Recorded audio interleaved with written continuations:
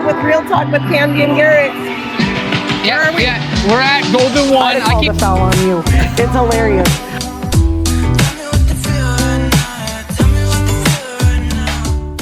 Welcome back to Real Talk with Candy Thompson and Garrett Gray. We're so excited to come to you today because we actually have like a little special edition for you.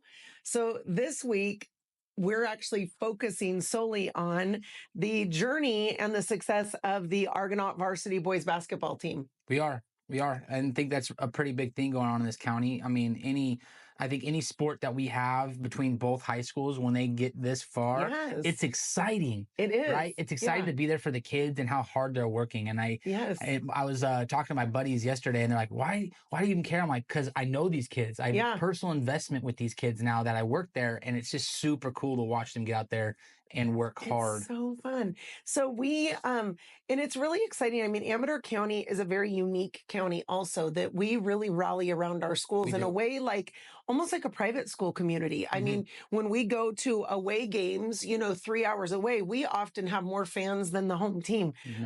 So we really do. It is really a fun thing in our community. And thankfully we have really good teams to rally around, right? Otherwise we probably wouldn't rally around our teams as much. However, so we have been on a little journey since we met with you last week. So very, very awesome success in the Tuesday night game last week. Yes. Our boys came out on top, which put them in the section championship. And so that was, it's the Sac Joaquin section championship for Division 5. So really, really exciting. Last time our boys were there, the Argonaut boys were there was, I want to say 2019. 19, I think is what John said. So we have a clip for you guys today. It's going to be awesome. We've been following through. Tuesday night's game was aggressive. I thought it was. Yes, it was. It was kind of a nail biter. It was. Even though when it was like 50 seconds left and we're up 10, it still was like, are we really going to win this and go to sections? It was insane. And then we went to that Friday game. Yes. Well, and who was the team that we played? What was their Fortune Christian, Early Fortune Christian. Early Fortune Christian. That is who we beat on Tuesday of last week. So that's what catapulted us into the section championship, which then was this last Friday at noon at Golden One Arena. So Garrett and I actually were there, and we came to you courtside. So check it out. Hi, you're live with Real Talk with Candy and Garrett. Where are we? Yeah, we're at Golden One. I keep calling it Arco, but they definitely moved. I drove to the wrong place today, first off. Shut up. Yeah, totally thought I was actually going to Arco. Didn't know they actually moved to Golden One downtown Sacramento. No, we're at the new arena, Golden One, where the Sacramento Kings play. We're super excited. So we'd like to say we're courtside. We're kind of courtside. We're going to get up to courtside, don't worry, here real soon. Because it's going to get, we're down right now. We're here for Argonaut. We're, 14 points down. We're at the half. Hi, Diane. So far, the game has been pretty nice. If we could just get some buckets down, I think we can really hang with these guys and potentially put in a win, which would be super cool. Argonaut Mustangs, San Joaquin Section Championship right here. We are having a little rough start. It's halftime, but our boys are coming out right now. We're going to get this. There we go. Let's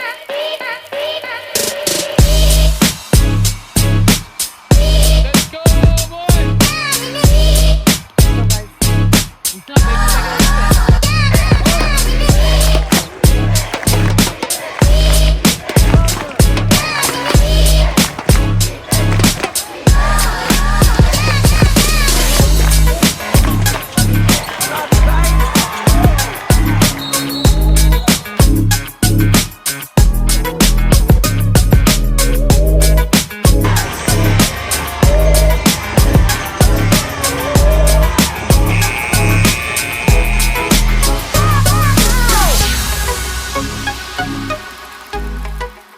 So now that you've seen that, and we ended at halftime, we didn't actually prevail in that. It was rough in that game, but to be honest, our boys did good, and we have a very young team. I think we have 2 seniors, 1 junior, and the rest are sophomores and freshmen. Right. So you think about a freshman player, and we have 2 freshman players that have started the entire year. season. you got to imagine they were in 8th grade last year. Right. Like that's a really big thing to think about, that they played a full, started all season as freshmen. And watching last night's game, you could tell they were a lot more comfortable. I think, and I talked to, I forget who it was. I think it was Landergan. He kind of talked to John a little bit too. And he was like, I think they kind of got starstruck. Yeah. I think they got a little bit too much in the lights at Golden One. And they were making errors that, it was watching like freshmen play. That's right. You're like, what are you guys doing? You've been playing you've been playing varsity all year. Right. And you're making freshman decisions right now. And it wasn't a good look.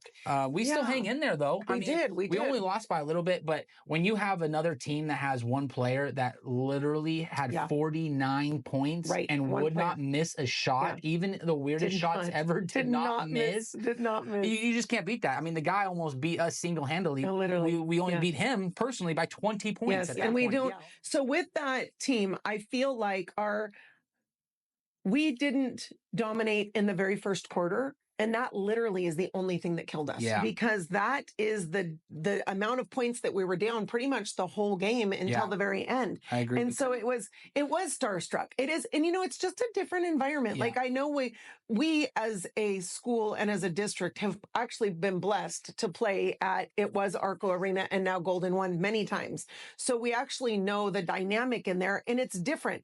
You're in a small gym, that reminds you of Hoosiers, right? Where you've got the crowds cheering and the cheering squads are cheering against each other, and you've got all and that's a different environment. Yes. The players can hear you. They can, the coaches can't even call for a timeout because it's so loud. Then you go to Golden One, and even though the crowd is generally larger than it is in our own gym, it's hard to hear. It's just a different dynamic. It's just the acoustics. it's just different. Agree. And so that, and the fact that, you are a little starstruck, and the one player, this player, so I did not confirm this. I just heard that player is actually the third player, number 3 basketball player in the state. Wow. And so that's huge. And he generally averages 30 points a game. Yeah.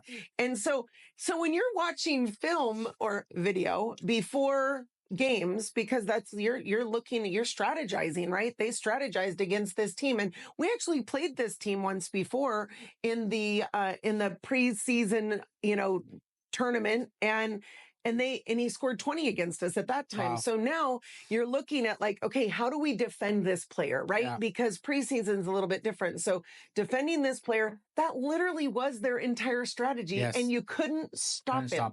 I don't think he missed a shot in the first half. And in the second half, I think he only missed 2. He had to have shot 90%. If he would have made all of his free throws, he'd been at 50. I think he only missed 3 of those. he made 18 free throws. Yeah. He was the only. There would be people who would have a complete open lane and they'd give the ball to him. Yeah. I was like, why don't the other players shoot? Now, there was one player who scored 20 points. Yeah. So he was a good second. But literally, he scored those 20 points from rebounds. Yeah. It was not like he was being passed the ball. No. So it was an interesting dynamic. And listen, kudos to that player. Very, very athletic, very good player. It was interesting to watch. But here was another thing. He doesn't play defense. He only plays offense. You couldn't go up against him and try to give him in foul trouble because he wasn't playing defense. Mm-hmm. It's the weirdest dynamic I've ever seen. Yeah. So anyway, so that took place. But when you get to the point of even being in the section championship, you have already qualified as a team for the state playoff bracket, whether you win or lose. Which is where we're at now. Yes. So people think that when you lose at the section championship, you're done. You're not done. You've just entered into the state bracket. And so we actually, the Argonaut varsity boys were ranked number 3 in the state for Division 5. That's when the state rankings came out. And so that kind of shows where they're going to come out in this next bracket. And so they played last night. I'm sorry. We had a chance to sit down with the coach before last night's game. Sit down with the coach and go over some game planning. John Gillam was gracious enough to sit up with us and tell us a little bit about his story of getting into coaching, and then what his idea for coaching this game and going into NorCal State. And this is what it looks like, guys. Welcome to Real Talk with Candy and Garrett. Listen, we're super excited for this special segment that we have interviewing Argonaut High School varsity coach, award-winning varsity coach, Mr. John Gillam. So welcome, John. Thank you. What was that award? It was a statewide award. Remember, you were like Coach of the Year. They dumbed it down. Yeah, I think it was for the section. Like this. Section. Back when we won. It was. They spelled my name wrong. Oh, no. No. Yeah. Did they give you an H? They gave me an N instead of an M on the Gilliam. Oh. I just kept it. Oh.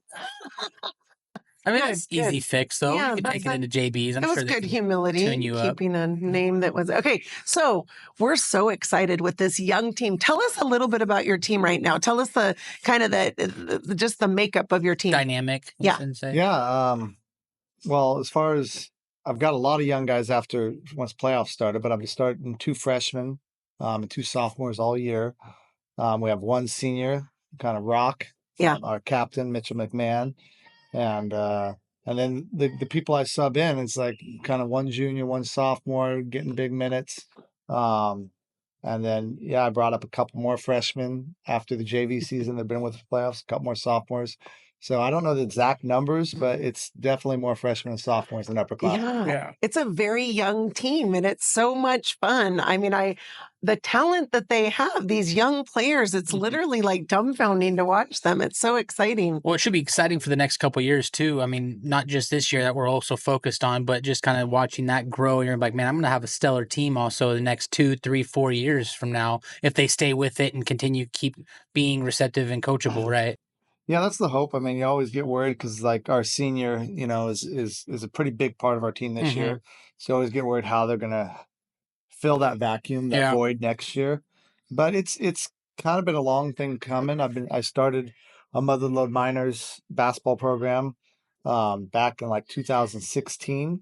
And then I had these guys started in, my son was in 2nd grade. I think they were in 3rd grade. Wow. And so the 2 freshmen on our team were 3rd graders when we started them, a little travel team. Wow. And then the sophomores were in 4th grade. They were we did have like a 2nd, 3rd, 4th grade team. Right. And so that's been, 6 years they've been playing. And now, so how long have you been coaching basketball, and then how long have you been coaching for varsity Argonaut basketball?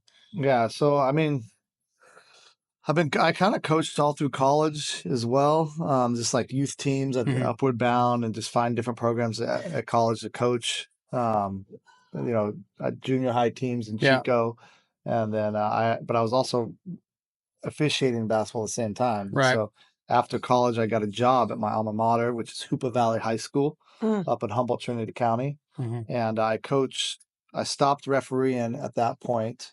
I was only refereeing high school basketball through college, which is a really good way to earn money in college. Yes. And I coached the varsity girls basketball team at Hoopa Valley High School. So my first couple of years coaching was coaching varsity girls. Nice. Different dynamic coaching girls. It was, and we actually made the section playoffs and got a big win on the road, which was the first ever playoff win for girls. Wow, that's awesome. It's pretty cool. And then I moved in 2005. I got a job back at Paradise High School in Chico. I taught at Paradise Chico for 3 years, and that's when I started officiating. They didn't really need a coach there. They had coaches, so I started officiating college basketball, which I did for about 15 years. Wow. And that was NCAA, right? Yeah, Division II. So I would do all the JC schools, all the north of Monterey pretty much. So I did Monterey. I reffed Casey Ryan when he was playing at San Diego. Wow. They were in the CC2A with playing Chico and Stanislaus. So I'd ref a lot of those schools. And then basically ended up coaching JV here in 2015-16. And then my first year coaching varsity was 2016-17. Yeah, so this is my 8th year coaching varsity basketball at Argonaut. I think 9th year if you count the JV year. That's awesome. So that's super exciting, and it's. I always think it's really impressive also that you're also a ref, an NCAA ref. I feel like the refs coming into this gym have to know that you know more than they do, right?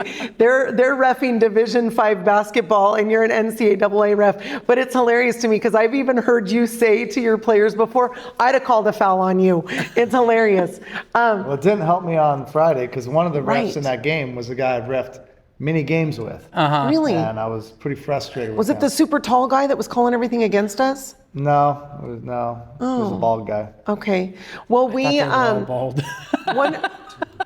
one thing that many people may not know is that John is actually very, very instrumental in our Amador youth basketball program. So we had record numbers this morning. There's actually going to be a huge article in Friday's paper on, I mean, we had the highest number of players we've had this season, teams, coaches, sponsors. It was very exciting. And in addition to that, John runs the entire reffing program, teaching our high school basketball players how to be refs so that they can go to college with this already under their belt. Perhaps they've reffed 4 years and they can go to college and earn money reffing high school basketball games just like he did. And how much does an NCAA ref make? Well, yeah, it's kind of tiered. So, I mean, for a high school basketball game right now, you about $100 to ref a varsity game. And then you go to JC's around, $175, I think now. I think it was $150 when I left. I've been out of reffing for probably 3 years now. Okay. And then Division II it gets around $300 a game. But when you get to Division I, that's where the big money comes in. And that's where I was trying to get to. I never got to. Is about $3,000 a game. Wow, that's a jump. What about an NBA ref? What do they make? They're a full-time NBA ref. When I left, was making around $450,000 a year. Right. So this is something that we're actually teaching these high school kids that could even potentially be a career if you're okay with being opposed that often, right? Oh, man. So, okay, let's talk about tonight's game. Yes. So tonight we have, tell us what this is. So we played the section championship game. A lot of people think that's it, but it's not. So what are we going into right now? This is the state tournament. So there's 4 sections in the north and 4 sections in the south. They used to be, they would take 4 teams from each section and make a 16-team North tournament. Wow. Now it's more competitive equity, so they're bringing in a couple D3 teams, a couple D2 teams, they just try and get people next to their max prep rankings. And so basically it's a 4-team tournament, and to get back to Golden One. And you win the 5th game, you win the state championship. So you play the 4 games in a row in the north, and the south does the same, and then the north and the south meet at Golden One in 2 weeks. Is it at Golden One? Because I know every other year it alternates, right? One year it's in Southern California. Is it always been at Golden? Used to be the case. I think it's just all at Golden One now. I love that. So that's so exciting. Okay, so tonight is the first round of the state playoffs. And so we are ranked number 3 in the state for Division 5. In the north, yeah. In the north. And what is the team that we're playing? We are playing Chachilla. Okay. Who has got an enrollment of just over 1,000. So up here, they'd be more of a D4 team. For some reason, I don't know why, they played in the central section, which is not even a north section. That's a southern section. But they've been putting some central sections just based on travel teams in the north bracket the last 3 or 4 years. I know the last time in 2019, we had to go down to Dinuba, and that was a central section team. So it's going to be a tough game tonight. They've got 2 6'4" big guys. Wow. They have a very active zone, which they do play a zone. That's interesting. A lot more zone in the southern sections. A lot more man-to-man up here. So it's going to be a clash between zone versus man-to-man. Yeah, that's interesting. And how tall is Mitchell McMahon? He says he's 6'5". That's with shoes on. That's what they announced. They announced that at Golden One, and I was like, oh my gosh, because so in 2018, 2019, we actually, my family had a foreign exchange student that we brought here that was able to play for John, and he is 6'5". Yeah. So I don't, but every time I see him, I think he's taller, so I can't make a comparison with him and Mitchell. But I mean, let's face it, Mitchell's a tall kid, so he's close to 6'5". Yeah, he is. And you have some other pretty tall players on there too, but you just have a very, very well rounded team, I feel like. And so what's your strategy for tonight's game? Yeah, I mean, it's just going to be a tough game. It's just to kind of rebound from the game before, and like that's kind of like bury the tape. It's over. Yeah. Faced a really good player, section's leading scorer in the last game. They don't have a player like that this game, and so it's just kind of really, it's just being at home and enjoying the confines of Giannini Gym. Yes. And just pushing the ball, getting ball movement, pressure defense, and just winning, man. That's awesome. That's right. Just win, baby. Survive in advance. That's it. So and do you have any key players that you're looking at that are hoping to have a good night? Like you're like, I need you to perform the way that you're supposed to perform, that maybe didn't perform last game? Yeah, we haven't been shooting the 3 ball really well, and this team kind of gives up the corner 3. They don't guard the corner real well, so a couple of the guys, JJ Lundgren and Xander, hopefully can get us, Xander Castro can get us going from the corner. And they have a weird defense where we could see a lot of success, like from the high post to the short corner. Okay. So like Adam Garcia, Mariano Lopez, Mitchell McMahon, I think our bigs could have some success down that little dump down pass. Gotcha. Yeah, exciting. I mean, it's fun. I think man to man is harder to play against. I mean, I think it's going to be interesting to watch them go up against a zone. Well, it's good you have a fast team because you watch them when you're playing the man. You see, I mean, you have enough to where they're able to break off and still break back to the person that they had, just to get a little 2-on-1 action, but then zip right back over to the man that they had. And I like to watch that team because they're flying around the ball. They are, and I love it because they're able to cause a little bit of chaos. But Xander Castro. That's what I'm saying. Yeah, he's zipping around, but they're quick. It is a young team, but they're also a very fast team and agile team. If they can just get up there and get their rebounds. I think JJ Lundgren is too. I think he's pretty fast and agile, and he seemed to make a lot of really good plays at Golden 1. I thought he did a great job there. Game. Yeah, I thought so too. So, okay, last thing you talk about, and I love that you said this one time, and when I started thinking about it, I'm like, it's so true. You said you gotta own the first 4 minutes and the last 4 minutes, right? That's the goal. Yeah, no, we were talking about that. I think that was I'm trying to think the Fortune Early team. Yes. They're probably a little more athletic than us. They came in, and you get some of these teams that come in and you're going to get their best effort. And that was a full court press team. So when you're talking about a pressing team, they're going to come after you that first 4 minutes and really try and make you make mistakes, and they're going to have their highest level energy. And then same thing with that last 4 minutes of the game. That same energy is going to come back if they're down and trying to press. So it's just being able to go with the flow of the game. Right. Begin and end strong, right? So, we're very excited. So tonight's game starts at 7, right? Yep. Very, very exciting. So we will have, is there anything, you said you have questions from the team. So I did get some questions from the team. One was from Errol Gardner, and he said, if so, when do you think he will get playing time tonight? I got a feeling, man. Errol's going to get some playing time tonight. I feel like I got to use him. He's just the fact that he asked that question. Just got him some playing time. And then the next is Mitch McMahon said, when or can he have his highlight film, or are you going to post it for him? I think he was asking for, he wants it sent to coaches. That might be it. Yeah, no. So the benefit of me refereeing so long in college is I have a relationship with a lot of these college coaches. Especially, and not the big time coaches, because we didn't do the Division I, but junior college and Division II. So I have been on the phone. I've been kind of working to get Mitchell placed at a place where it's a good fit for him. Good. Yeah. No, that's awesome. And I'm very, very excited for Mitchell McMahon. We actually had, so when he was in 7th grade, that's actually when our foreign exchange student Tobias was here. And so he was being coached along with Jody Matwew was actually coaching his team in 7th grade with Cole and Joaquin. And that was really fun. So we got to actually go to a couple of those. My girls helped to coach that, and also Tobias was able to help coach that team. So it's fun when you see, and it's like a couple of the players at Amador too. Gavin was one of those that was a part of that team. And so it's fun to see those guys grown up, all tall. And man, is Mitchell a talented basketball player. He's just a gifted basketball player. So it's going to be really fun to watch tonight. We are definitely rooting for you. Yeah, hopefully we can get a win. I think we haven't had a win since Tobias's team in a state playoff game at home. Oh, okay. So it's actually our first state playoff game since 2019. So 6 years. We played Paradise High School. We had a rematch. They beat us 81-80 in our tournament that year, and then they got matched up. Remember, that was my old high school, Paradise High School. That's right. There. Man. So it was pretty cool.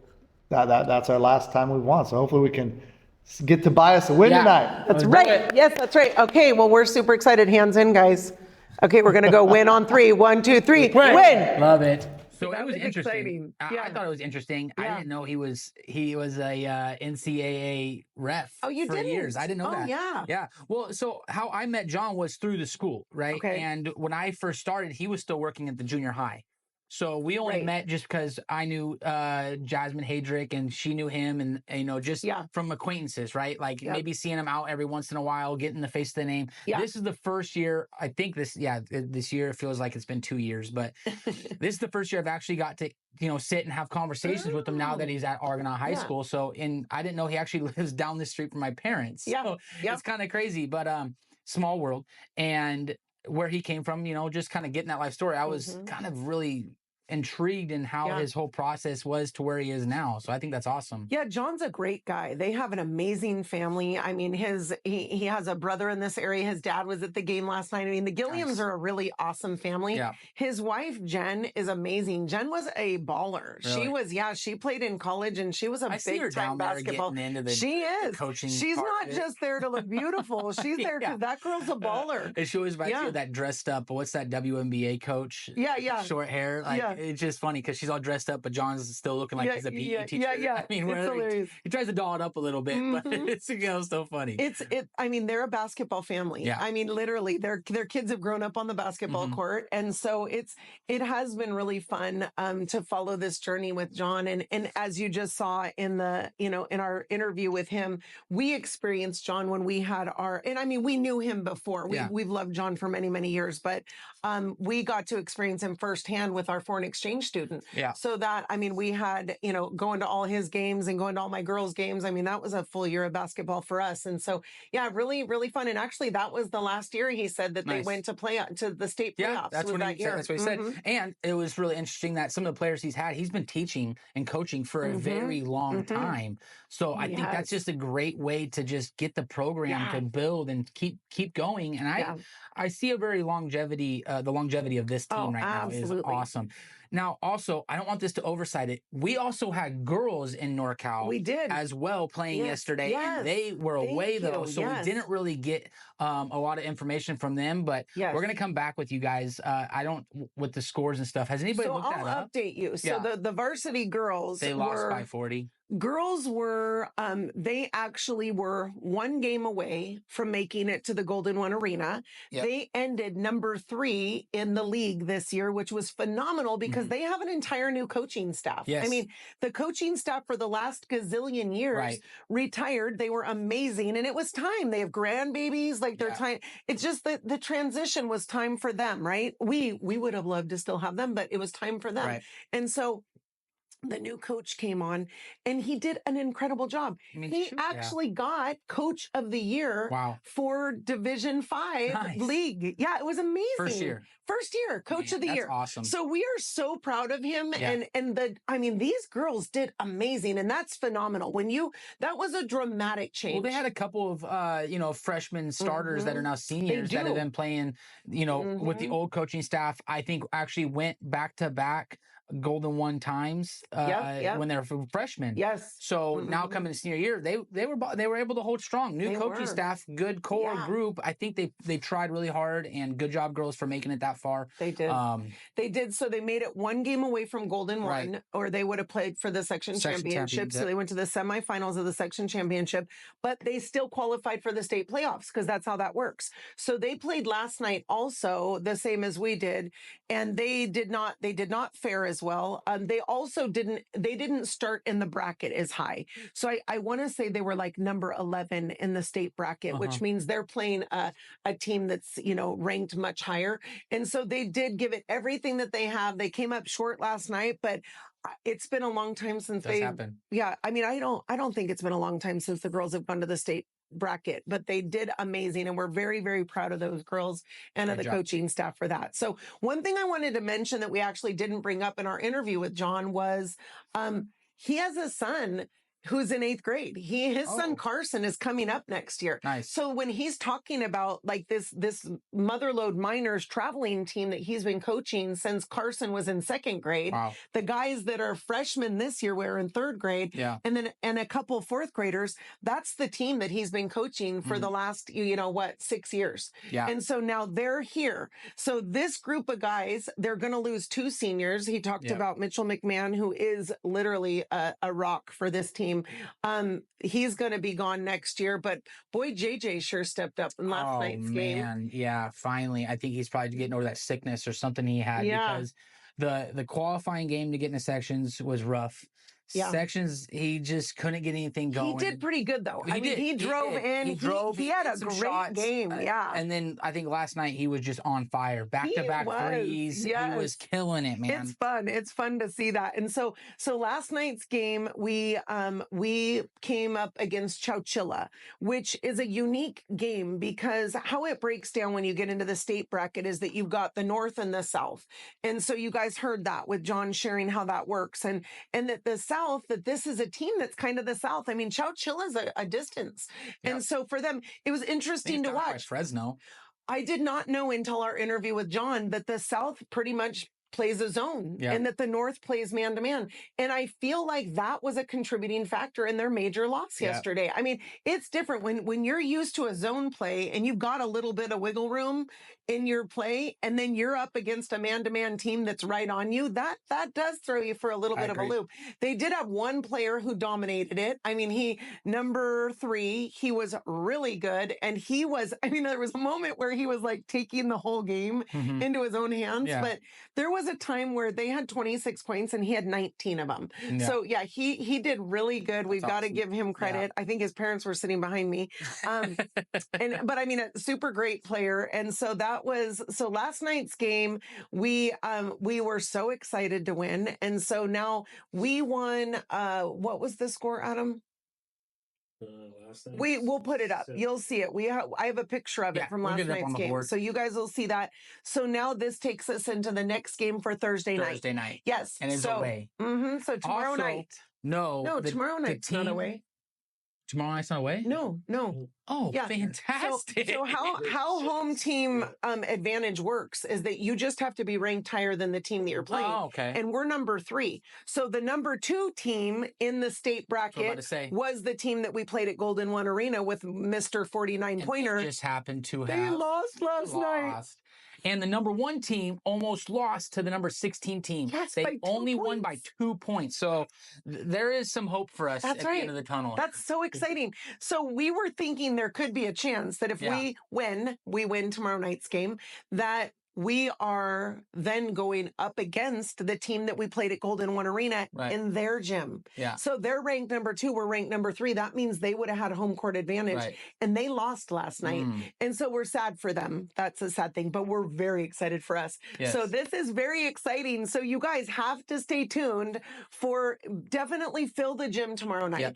These boys deserve it. And watch their magic that they do. This young team. The GoFan will come out. I think it's GoFan, right? Yes. It will come out. I think it will be on the Argonaut website. If not, it's posted everywhere. I think people put it on their Instagrams all the time. We'll have it out on that. Yes. We'll put it out in places that you guys can get a hold of it, or just hit us up. And so what GoFan is GoFan is the link that's actually how you have to buy tickets to the game nowadays. So you do not walk in and pay cash. You have to buy tickets on GoFan. So download the GoFan app to your phone, type in Argonaut High School, and this game will come up. So you can buy tickets. You're going to bring your tickets are on your phone. They scan them when you walk in the door. But you guys, we have to support tomorrow night. 7:00, Argonaut High School gym. They are playing Alhambra. I'm not sure where they're from, but Alhambra. They're probably from Alhambra. From Martinez. Alhambra's coming out of Martinez. And so Garrett and I will bring this. If you aren't making the game, we'll actually bring the results to you next week. But we've just had a very exciting journey with this Argonaut basketball team. It's been great. And besides that, we've also been killing it in real estate. We got a ton of open houses coming up this week. So stay tuned for that. Open house happy hour will be out at 5 on Friday on my Instagram. Check it out there. Dandelion Days, we will be down there. Our whole team's coming down there. So the whole real estate team is going to be at Dandelion Days. We're going to be at 145 Main Street, and we'll just be there we'll actually be. We're going to be live. We're going to ask some questions. We're going to try to see if we can get some people in and on the podcast or in the video shot and getting questions answered about real estate or life goals, because we have planning seminar coming up March 19th. I think it's the 20th. March 20th. And it'll be the link will be in the description. Also, we'll be sending out flyers too.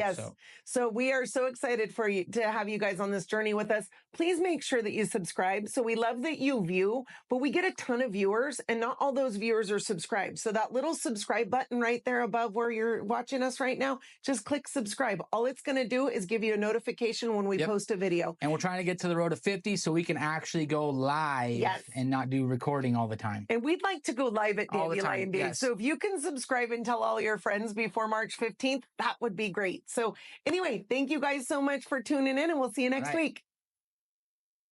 We just want to give you a What to Do Wednesday disclaimer. The information provided in this podcast is for general informational purposes only. All opinions expressed are those of the host and guests and do not reflect the official stance of Berkshire Hathaway Home Services or Berkshire Hathaway Home Services Divine Properties or any affiliated entities. This podcast does not constitute legal, financial, or real estate advice, and listeners are encouraged to consult with qualified professionals regarding their specific needs. While we strive to provide accurate information, we make no guarantees regarding the completeness or reliability of any information discussed. We are not responsible for any actions taken by listeners based on the content of this podcast. Additionally, topics covered in the podcast are based on the host's experience and opinions and may not apply to all situations. Listeners are reminded that real estate laws and regulations may vary by location, and information may become outdated over time.